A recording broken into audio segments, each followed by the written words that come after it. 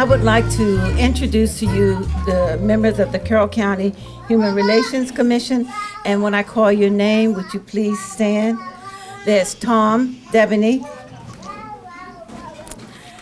Jacqueline Thomas, and Jean Lewis at this table.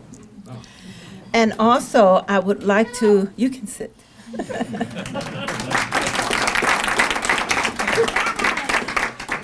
And I would like to introduce to you some of our past recipients that we've given this awards to. And I'm going to start at this table. Muhammad Esau got has been a recipient. Did you turn it on? It's on. Bernard Jones.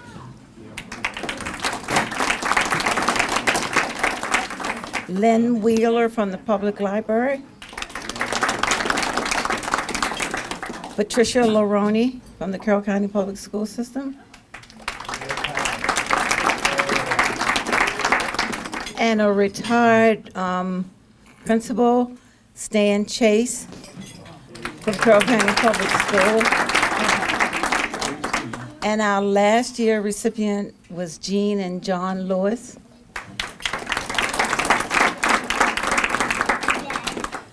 I think that's it. Okay, it's covered.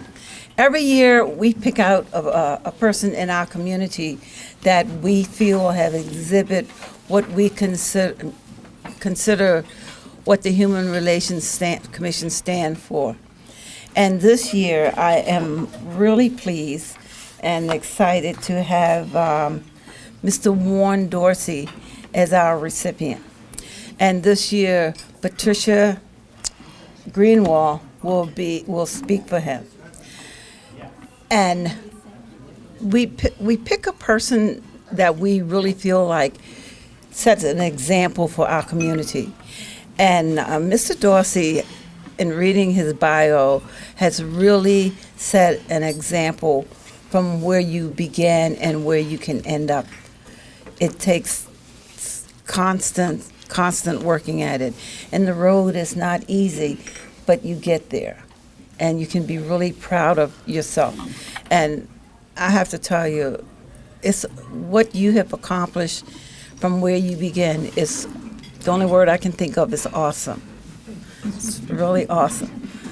So, would you like to come up? First, I'm going to present you with the award. And then secondly, we'll have Pat come up and speak for you, okay? So, on behalf of the Carroll County Human Relations Commission, we present you this award with great honors. And we also are presenting you with a plaque from the Human Relations Commission. Would you like to say a few words? I'll hold this. I'm more than appreciative of the recognition. I don't know who the idea was that I should be the person this year, but I was born here in this county in 1920, in a community that was poverty-stricken and functionally illiterate because there was no school until not long before I was born. So many of us, my generation was the first to have the opportunity to go to a school. And there have been many examples from this county that have started out in such beginnings and have achieved greatly. Even though our presence in this county is of a small percentage, but still this county has seen fit over the years to recognize the potential in its African American population.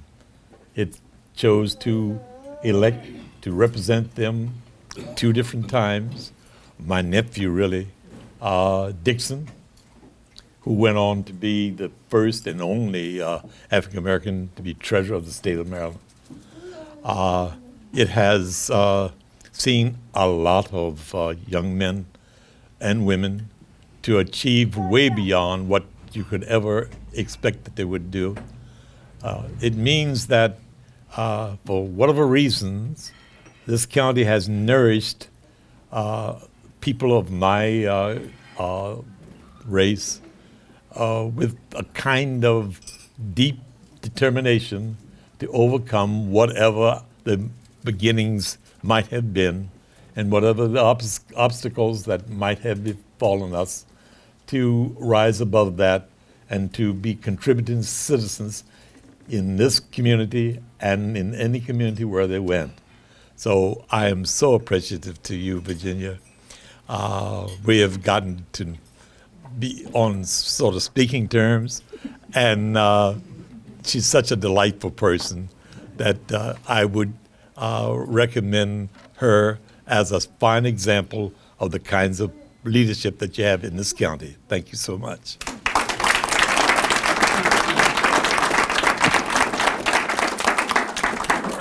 And I have to tell you, Mr. Dorsey has a silver voice. And if we can prompt him, would you sing us a tune? Virginia knows what she's asking. There were 12 kids in my family. Only 2 of us left. My sister Rosie, who is here tonight.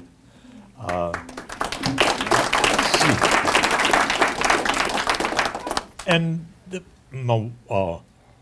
my wife, we've been together 69 years, 70 years in September. And a whole gang of ones I didn't expect, nieces and nephews.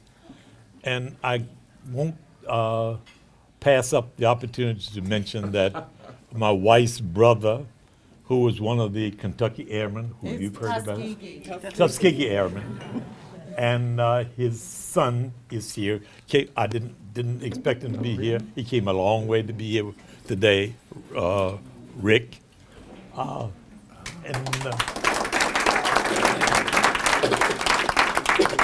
His father overcame tremendous odds in the segregated society to go on to fly over enemy territory, over 130 missions in defense of his country. So I'm so thrilled to have him come to share this with me, my oldest boy and my baby girl. I say that my wife doesn't boss me. But I have 3 bosses, and all 3 of them here tonight. That's my daughter, my sister, and my niece Rose. They tell me what to do, and sometimes I do it. So I would like to sing. I welcome the opportunity to sing in praise of my wife, who has been with me for almost 70 years now.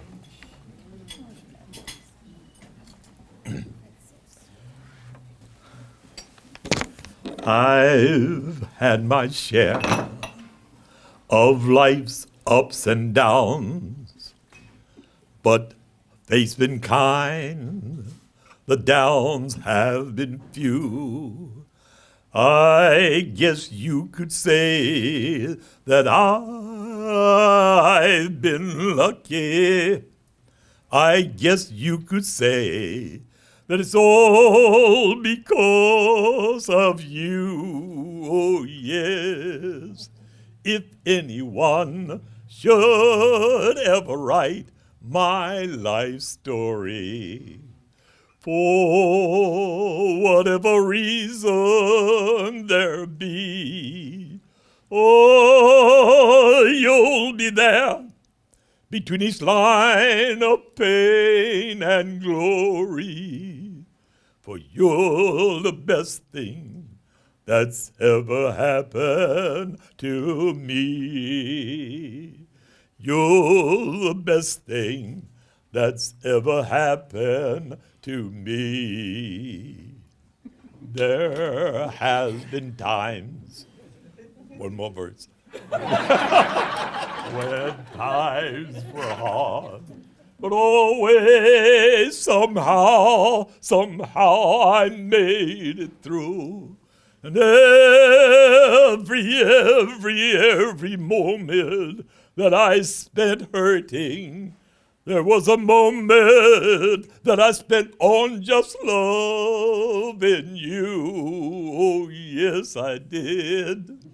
If anyone should ever write my life story, for whatever reason there be, oh, you'll be there between each line of pain and glory, for you're the best thing that's ever happened to me.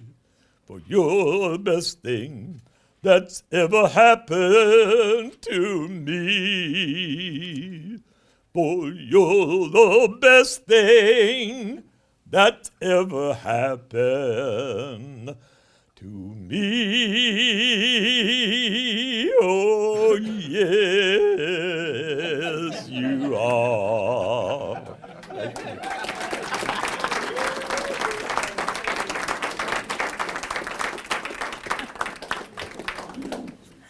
Thank you. Thank you so much, Pat. Pat Greenwald is the, what's your title at the Colored Coordinator? The coordinator of the Sykesville Colored Schoolhouse. And she has worked with Mr. Dorsey, and I asked her to give me a couple of notes for things I didn't know, and after I read the 4 pages, I said, I'm going to leave this alone and just let Pat say what she needs to say. And Warren is an impossible act to follow. Now I know what that expression means.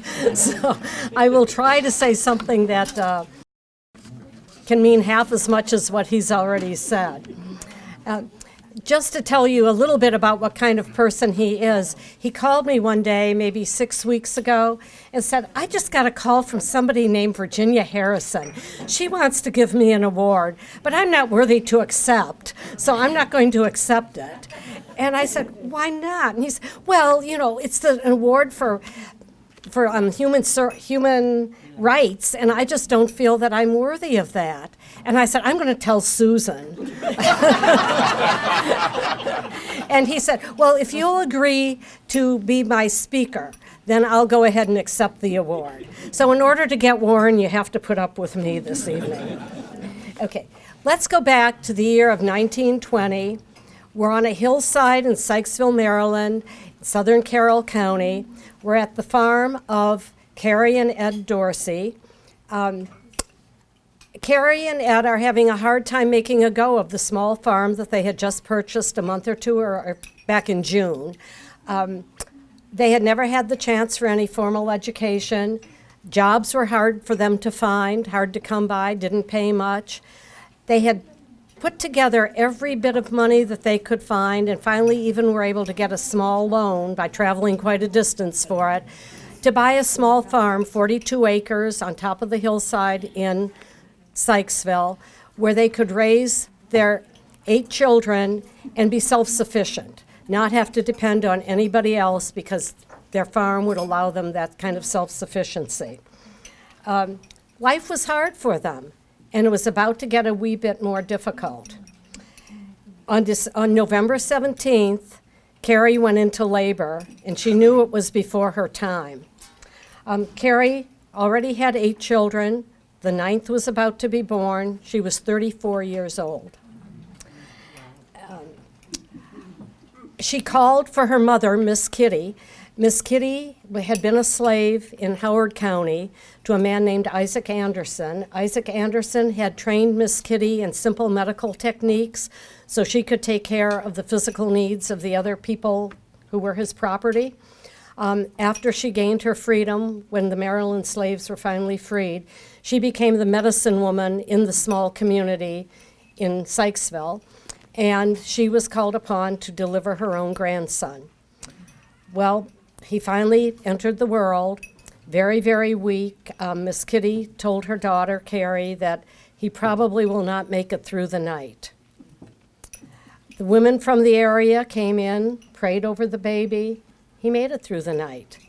And the next night, and the next night, 95 more years of nights since.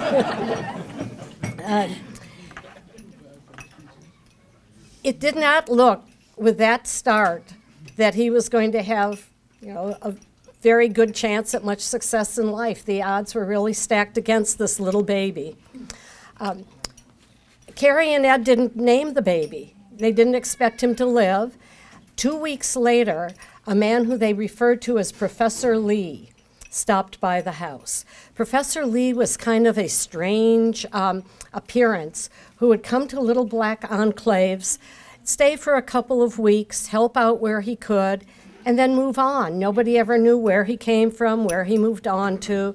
The little bit of reading and writing that Carrie and Ed had come from Professor Lee. He stopped by their house, looked at their 2-week-old baby and said, "This child needs a name." And he said, "I'll give him one. I'll name him Warren Gamaliel." We had just elected President Harding just earlier that month. Now, Warren Gamaliel Harding has gone down as one of the worst presidents in American history. So yet again, this poor baby had something against him, and that being his very name. But Warren Gamaliel Dorsey has proved that the name does have more worth and has, again, beaten those odds. Okay, in 1926, Warren, and okay, let me explain this. You all know him as Tom, and most of you call him Uncle Tom. Okay, I, as a person of Northern European descent, cannot call him Uncle Tom. And he tells me, call me Uncle Tom, and I can't do it. So he will be referred to in my presentation as Warren. But, please do call him Uncle Tom because that's what he prefers. Okay, he followed his brothers and his sister May, who was just barely a year older than him, followed them down the hillside to the one-room Sykesville Colored School. Now, it wasn't much of a school. It was a simple wood structure. It had been painted yellow oxide like everything else in Sykesville when it was first built, but it had never been painted again. It was built in 1903. We're talking 1926 when Warren entered the school. It had never had any kind of maintenance done in those intervening years. The desks all had names carved in them, the names of the white students who had them in their schoolhouse until the desks were considered no longer worthy, and they were shipped down to the Sykesville school. Their books were missing pages, had writing on the pages that were there, because again, they had been dismissed as being too worn out by the white schools and sent over to the Sykesville Colored School. It really didn't look like Warren could get off to much of a start. His teacher, Mrs. Johnson, was a very kind woman, a very loving woman, had very little education herself, and had had no specific teacher training. So it was not a very auspicious academic beginning. Again, the odds looked pretty much stacked against Warren Dorsey. In the middle of the 5th grade, Warren and the older students, including his sister May, were told that they were not going to be able to stay at the Sykesville school. They were going to have the opportunity to go to a big school up in Johnsville. It was a 2-room school. So instead of having one teacher teaching grades 1 through 7, they could divide into 2 groups. Meant having to walk 4 miles, a little bit better than 4 miles each way to get up to that school. No transportation was provided. The white students to the white schools did have school buses by then, but not for the African American kids.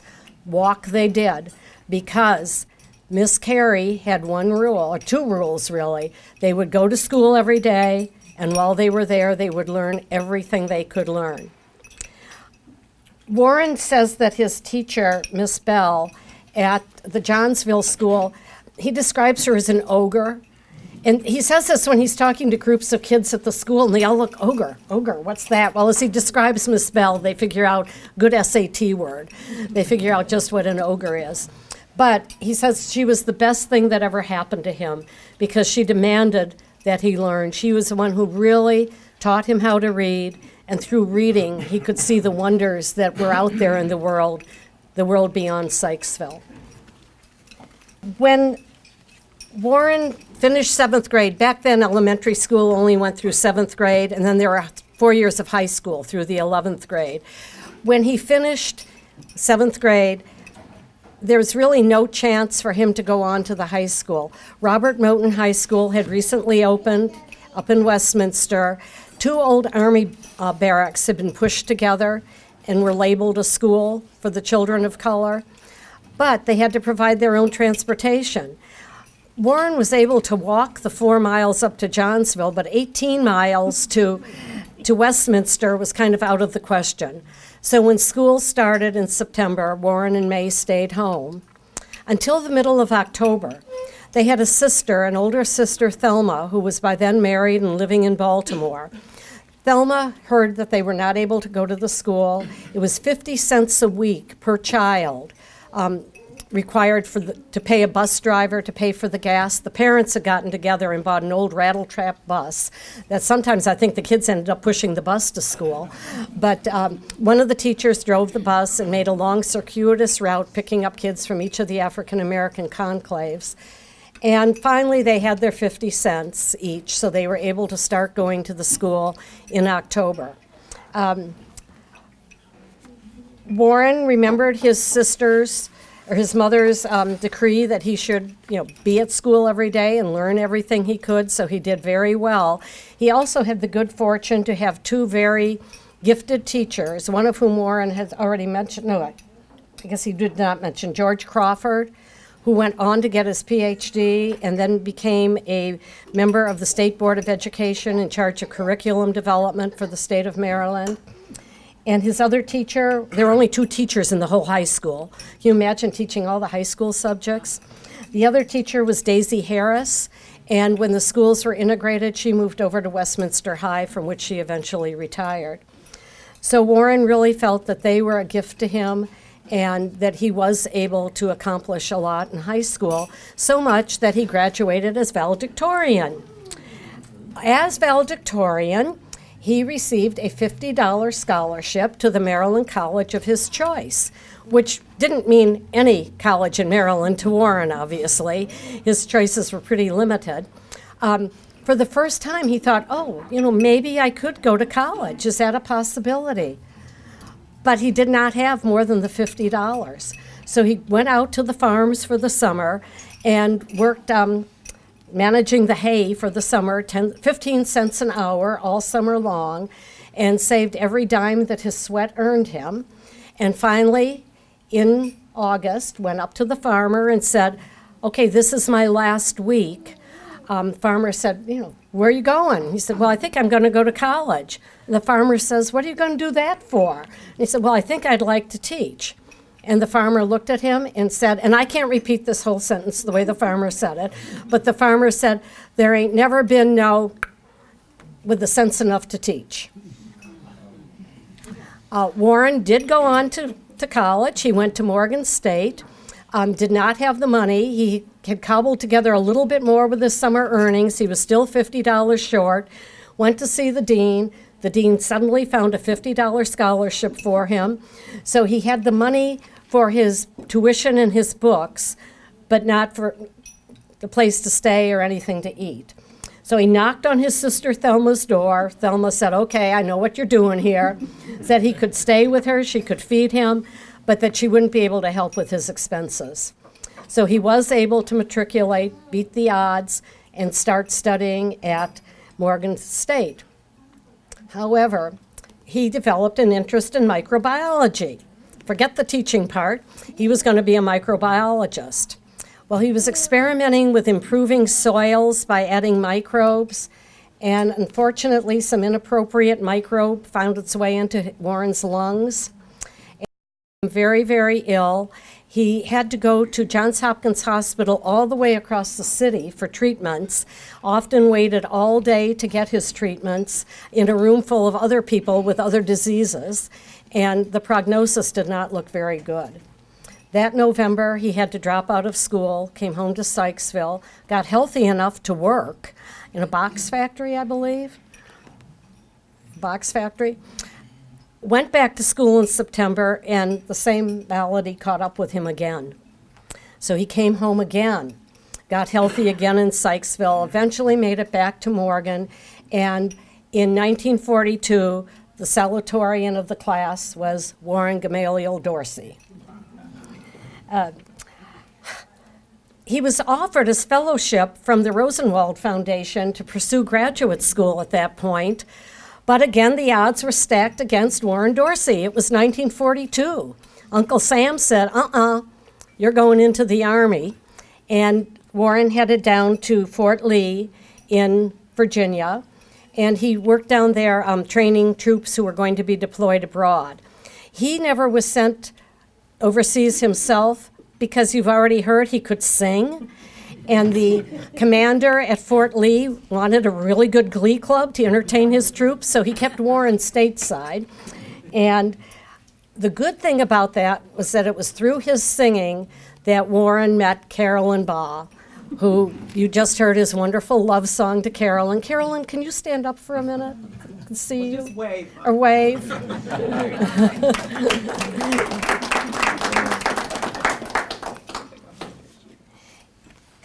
Okay. After leaving Petersburg, Virginia, the new Mrs. Dorsey and Mr. Dorsey moved to Sykesville, where Warren took a job.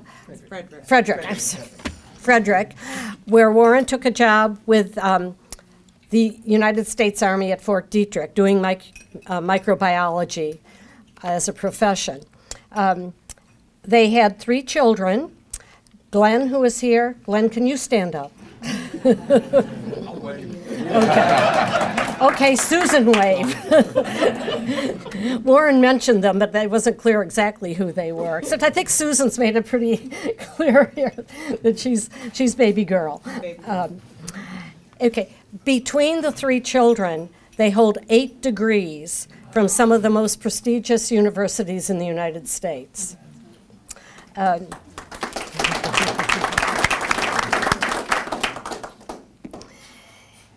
Okay. I met a woman at a State Garden Club meeting a few years ago. We were sitting at a table together, didn't know each other.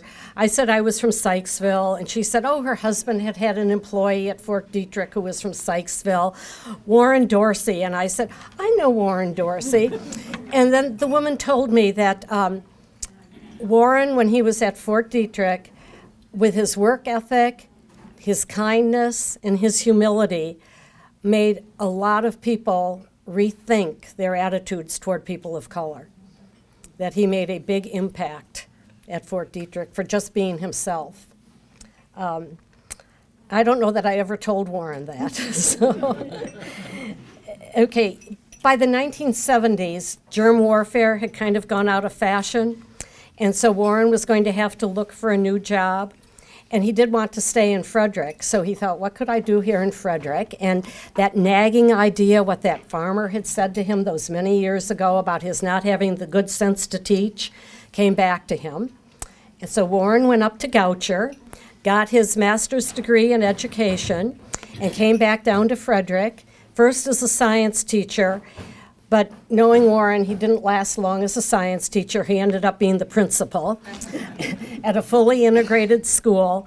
So that little boy sitting in that chilly classroom in Sykesville, that one-room school full of coal dust, had really gone full circle, come a long way to being principal of a large, fully integrated school in Frederick.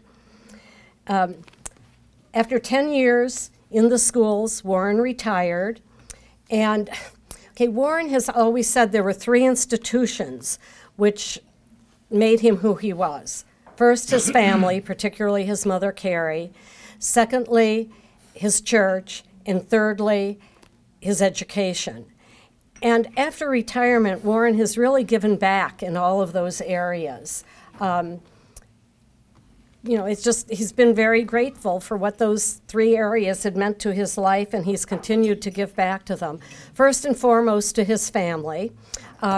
Once a year on Labor Day weekend, the Dorsey family has a reunion back at the old family place. Warren is the patriarch of the family, the one who keeps the whole thing going. And about 200 people come to these reunions. Okay, now everybody gets to stand up. If you are a Dorsey, stand. I have to wait. Okay, all Dorseys wave. We have a very small representation here tonight, but they are a powerful group. My husband and I had the pleasure of going to the reunion one year. All the young people had to report what they were doing with their lives, with their entire family sitting there. You didn't stand up and say, well, I'm not doing anything. They all had very, very impressive resumes to report. So Warren is really the patriarch of that and keeps them going.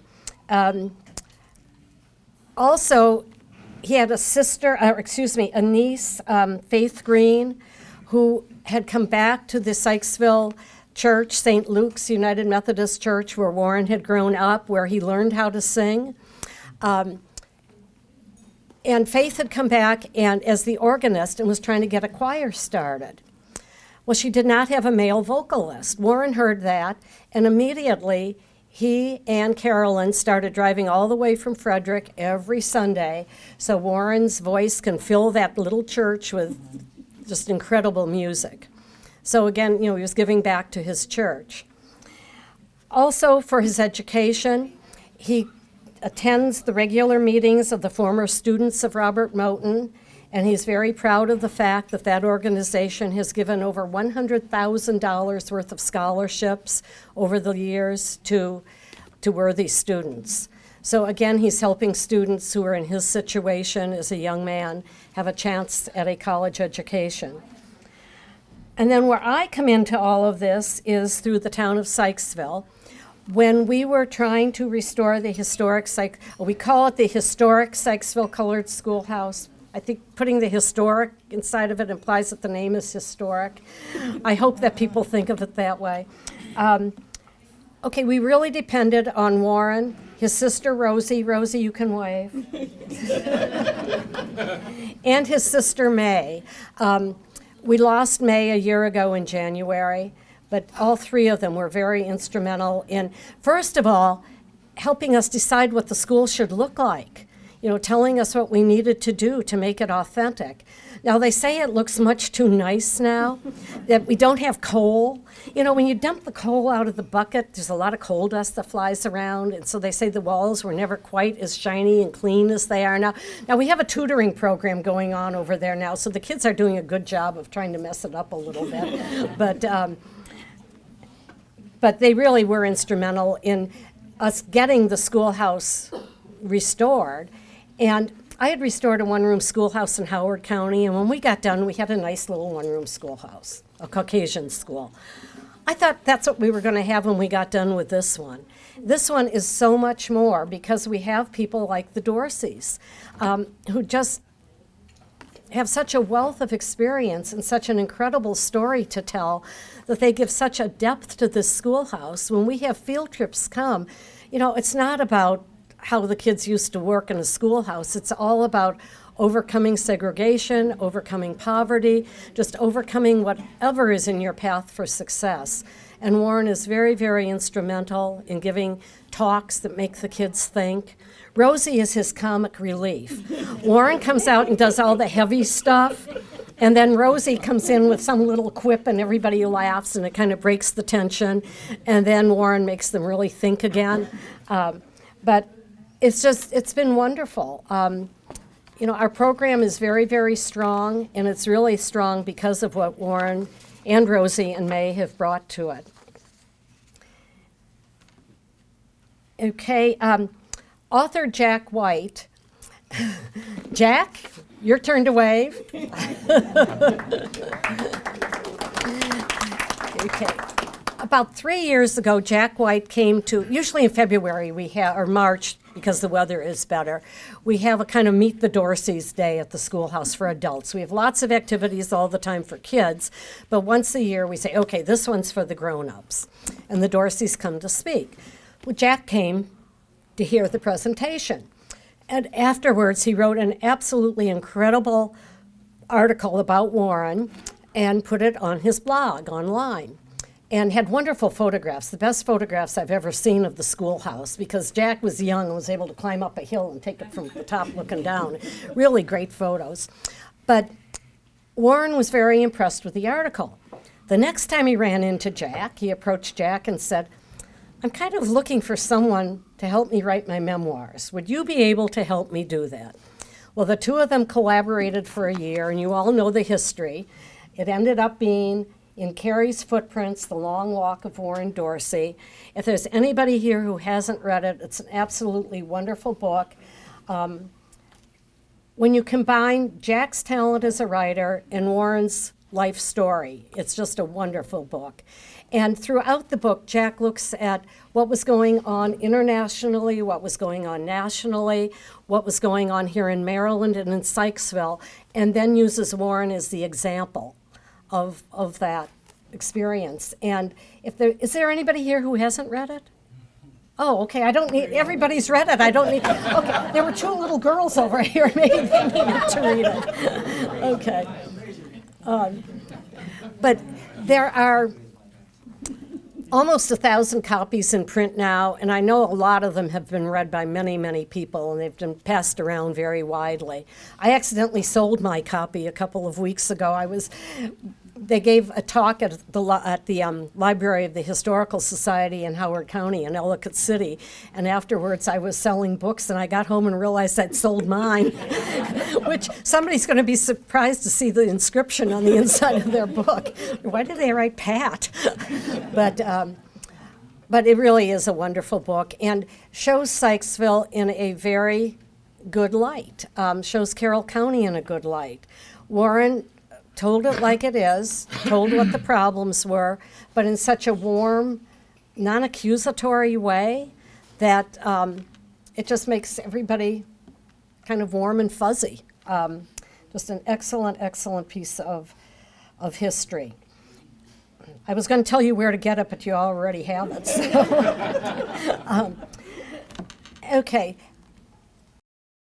When Warren is speaking at the schoolhouse, and Rosie and May, we've had over and over just incredible experiences, very emotional experiences.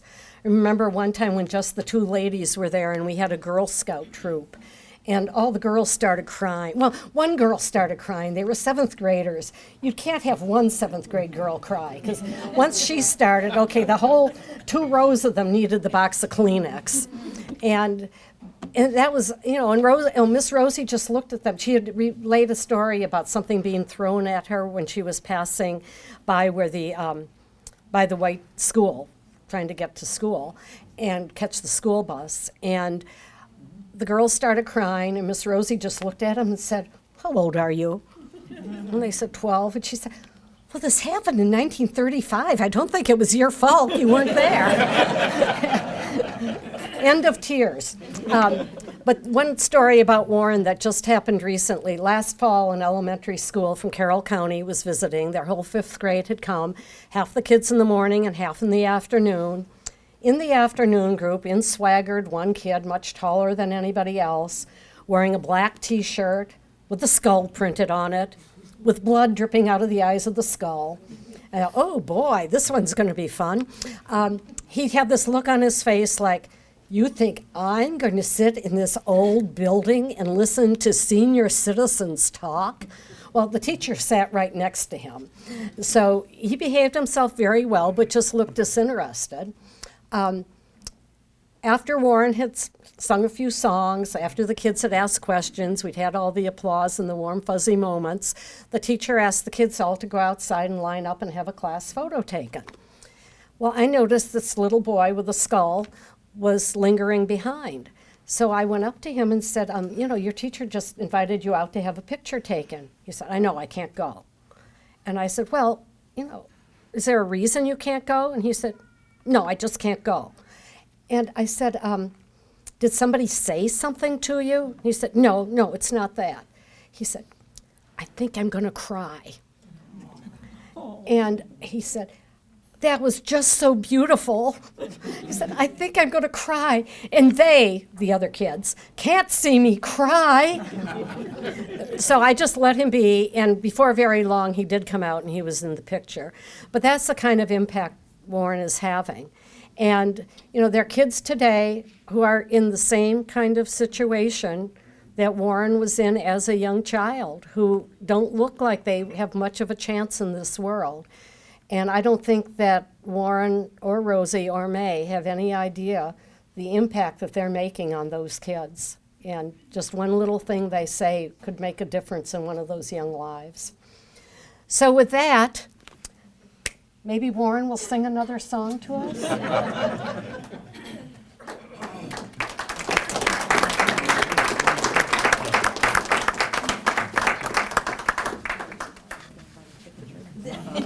Sure. Why not? Why not? As kids, we did all kinds of music was very important because in the course of the day, in almost all the schools, they would also have kids sing, and we used to sing a lot of different songs. Miss Bell that Pat has referred to, who got me started, really got me started on my path. She insisted upon very patriotic songs. Said, you're worthy citizens of this country. Don't let anybody tell you anything different. You honor this country. You honor its symbols. And you honor it by singing its songs. And she would have us sing patriotic songs. But we also sing things that weren't very serious. Even some nonsense songs. I'd like to sing you a nonsense song. It doesn't make any sense, it's just a nonsense song. Last night I had a dream. God knows it was a dream. I dreamt that hens and roosters grew on trees right out in my backyard. I shook that tree so hard, 10,000 hens and roosters came tumbling down right on me. Down by the chicken tree, oh, down by the chicken tree. There are hens and roosters on every blossom. Oh, it don't want no possum, don't want your money, honey, nothing else I see. There are hens and roosters on every blossom, down by the chicken tree.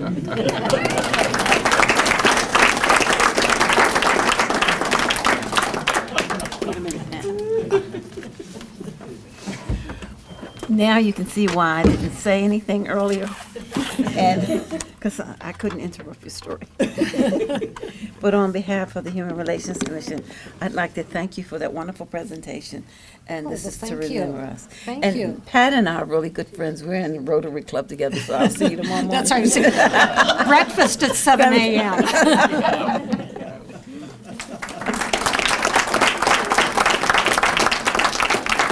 On behalf of the Human Relations Commission, we really appreciate you coming out and joining us this evening. And you have to say it has been a wonderful evening, and it's just the more we learn, the happier we are. And I'd like to thank McDaniel College for once again donating our programs. We really appreciate that. And every year on the fourth Monday of March, we have a recipient. So we ask for your emails this evening, and we would be honored to have you back to visit with us any year. Next year will be our 25th year of doing this. And also, I'd like to ask you as you leave, if you will leave your badges on the table outside as you leave, because we don't have any funding, so we need everything we can get. So thank you so much for coming out this evening. And I want to thank also Channel 19, the Media Center, for coming out and filming us again. Thank you. Thank you very much. Have a wonderful evening.